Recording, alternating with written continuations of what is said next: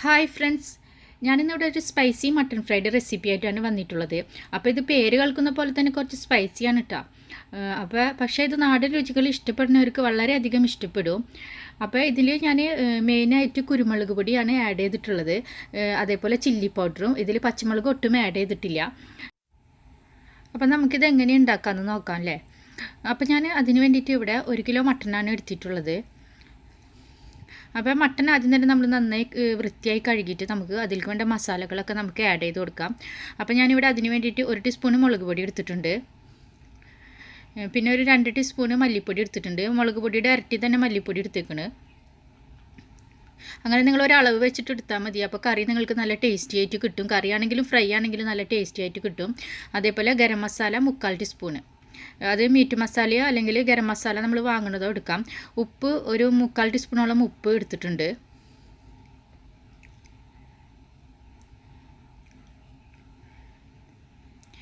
പിന്നെ കറിവേപ്പില, അത് ഒരു തണ്ട് കറിവേപ്പില ഞാനിപ്പോൾ ആഡ് ചെയ്ത് കൊടുക്കുന്നുണ്ട്. നമ്മൾ പിന്നീട് കുറച്ചും കൂടി കറിവേപ്പില ആഡ് ചെയ്ത് കൊടുക്കും. അപ്പോൾ നമ്മൾ ഇത് കൈകൊണ്ട് തന്നെ നന്നായി മിക്സ് ആക്കിയിട്ട് നമ്മൾ കുക്കറിൽ ഇട്ടിട്ട് ഒന്ന് വേവിച്ചെടുക്കുക. അപ്പോൾ കുക്കറിൽ ഒരു 5 മുതൽ 6 വിസിലിന് ഇത് വെന്ത് കിട്ടും.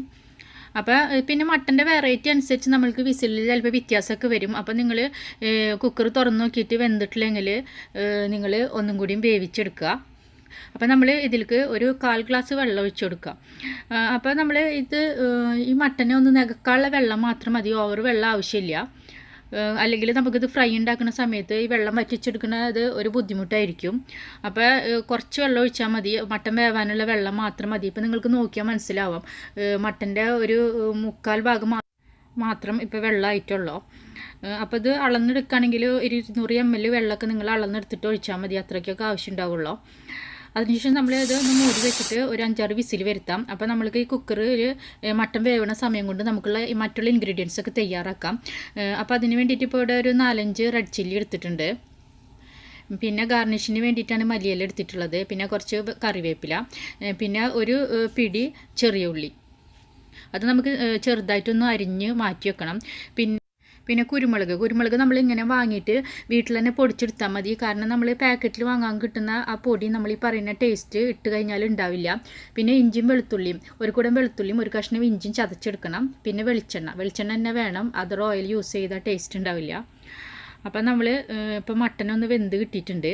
അപ്പോൾ നമ്മൾ ഇൻഗ്രീഡിയൻസൊക്കെ നമ്മൾ ഒരു പാനിൽ ഒരു 2 ടീസ്പൂൺ കോക്കനട്ട് ഓയിൽ ഒഴിച്ച് കൊടുത്തിട്ട് നമുക്ക് ഇൻഗ്രീഡിയൻസൊക്കെ ഇതിലേക്ക് ഇട്ട് കൊടുക്കുക.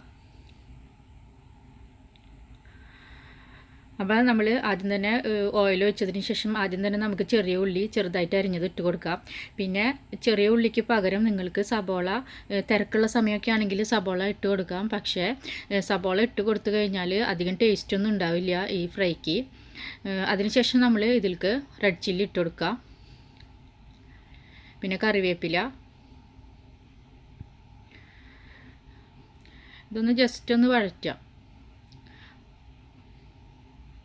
അതിനുശേഷം ഇഞ്ചി വെളുത്തുള്ളി പേസ്റ്റ് ഇട്ട് കൊടുക്കുക. ഇത് നന്നായിട്ടൊന്ന് മൂപ്പിക്കേണ്ട, അന്ന് ജസ്റ്റ് വഴന്ന് കിട്ടിയാൽ മതി.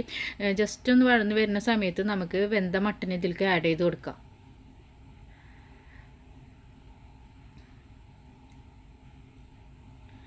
അപ്പോൾ നമ്മൾക്ക് മട്ടനിൽ അധികം വെള്ളമൊന്നും ഇല്ലാത്ത നിലയ്ക്ക് ഡയറക്റ്റായിട്ട് തന്നെ ഇതിലേക്ക് ഒഴിച്ചു കൊടുക്കാം. പിന്നെ ഇൻ കേസ് നിങ്ങൾ ഉണ്ടാക്കുന്ന സമയത്ത് കുറച്ച് വെള്ളം കൂടി പോയിട്ടുണ്ടെങ്കിൽ നിങ്ങൾ കുക്കറിൽ തന്നെ ഇട്ടിട്ട് വെള്ളം ഏകദേശം ഒന്ന് വറ്റിച്ചെടുക്കുക. അതിനുശേഷം മാത്രം പാനിലേക്ക് ആഡ് ചെയ്ത് കൊടുത്താൽ മതി.